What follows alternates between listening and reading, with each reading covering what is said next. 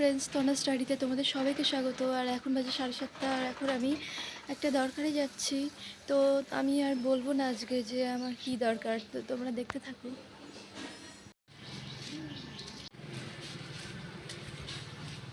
দেখো এখন দোকানঘাটের সমস্ত বন্ধ, কারণ 7:30 বাজে, তো 7:30টার সময় এখানে দোকানঘাটটা খোলে না।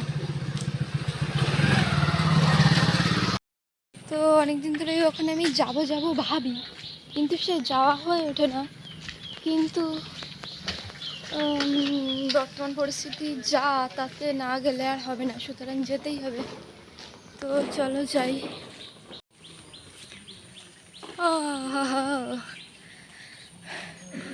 আমাদের ক্লাবে পুজোর প্যান্ডেলের বাঁশ বাঁধা হচ্ছে, পুরো দেখো অবস্থা। আপনি আমাকে হাত থেকে বলে আমার থেকেই এসছেন, ওই জন্য আমি ভাড়াটা বেশি বলি, বুঝলেন? আমাদের কিছুটা মানবতা থাকে, অনেকের সামনে যেটা পায় টাকায় হাত একজনকে, সামনে যেটা পায় সেটাই উঠে যায়। তা আপনার সামনে গাড়ি ছিল, আপনি ঘুরে এসে দেখলেন আমি দাঁড়িয়ে আছি, তো আপনি আমার এখানে এসছেন বলে আমি ন্যায্য ভাড়াটাই বলেছি। আমাদের বাড়ির পাশে, কিন্তু আমরা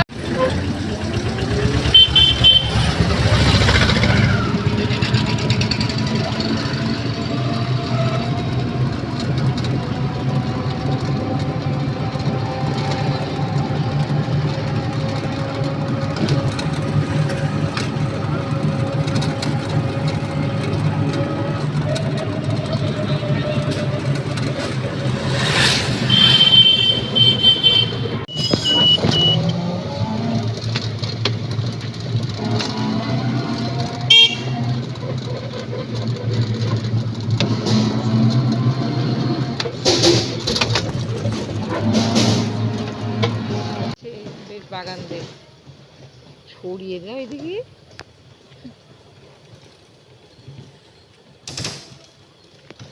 কোথায় সব তারা তো দেখতেই পাচ্ছি না।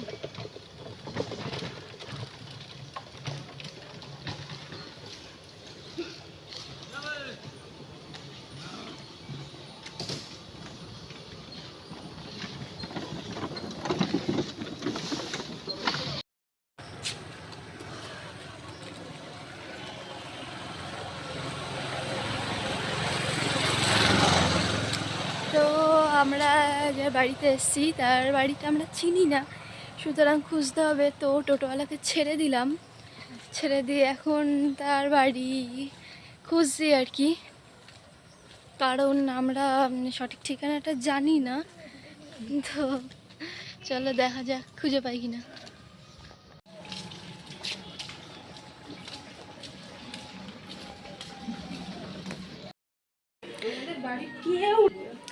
আমরা সকালে যেখানে গিয়েছিলাম আজকে, সেখান থেকে চলে এসেছি। তো সেখান থেকে আসার পরে আবার যেতে হবে এখন। তো চলো যাই। আর আমি হয়তো বলছি না এখন যে আমি কোথায় যাচ্ছি, তো তোমাদের আমি দেখাবো যে আমি কোথায় যাই। আর সত্যি হয়তো জীবনের এই ডিসিশানটা নেওয়ারই ছিল, কারণ কেউ ক্ষতি করবে, ক্ষতিটা মুখ বুজে মেনে নেব সত্যি হয়তো উচিত না।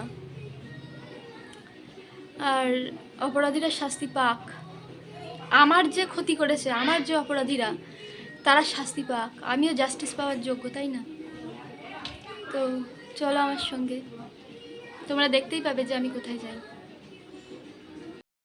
ভগবান করুক কোনো মেয়ের যেন আমার মতো ক্ষতি না হয়। আর যে ধার দেনা করে, মানে সমস্ত কিছু ধার দেনা করে যে আমার বিয়েটা দেওয়া হয়েছিল, সেই টাকা এখনো পরিশোধ হয়নি, কিন্তু আজকে আমার যেতে হচ্ছে। চলো সঙ্গেই চলো, তোমরা দেখাই কোথায় যাই। আসলে কোর্ট এমনই একটা জিনিস যেখানে না লোকে কেউ ইচ্ছা করে যায় না, সবাই সত্যি সত্যি যখন বিপদে পড়ে তখনই যায়। হ্যাঁ, আমি আজ সত্যি বিপদের মুখে আছি। আমি কিছু মানুষের প্রতারণার শিকার হয়ে গিয়েছি, জানি না কিভাবে উদ্ধার পাবো। তো আমি আমার গোপালকে বলি, গোপাল তুমি দোষীদের সত্যি সত্যিই তুমি শাস্তিটা দিও, কারণ দোষীরা সবসময় শাস্তি পাওয়ার যোগ্য। মানে যেন মনে হলো চেনেই না।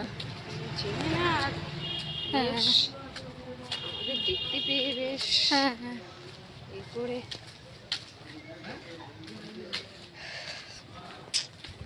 তো যে কাজে গিয়েছিলাম কাজটা তো সেরকম মিটেনি। তেনার কথা শুনে মনে হলো সমস্ত দোষ আমার।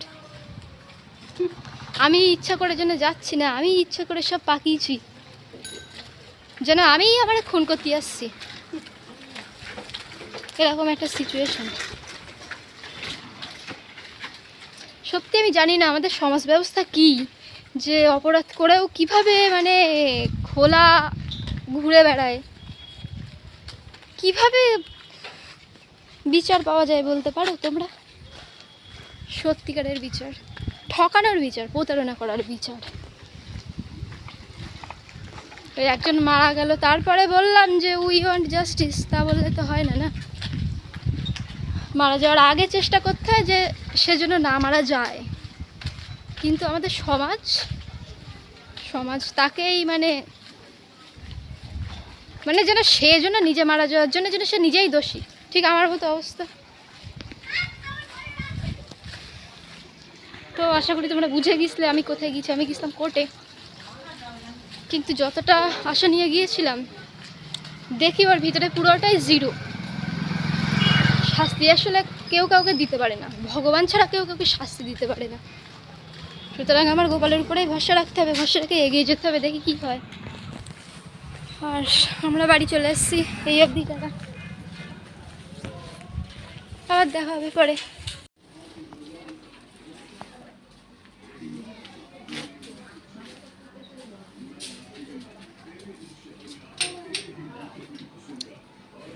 মা মেয়ে ঘুমাচ্ছে। আচ্ছা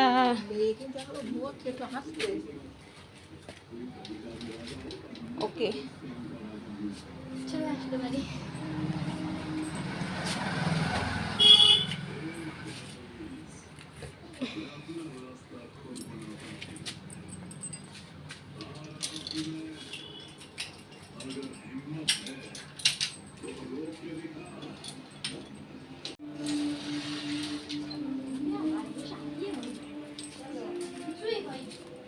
ঠিক না, মাংস শুকিয়ে গেছে।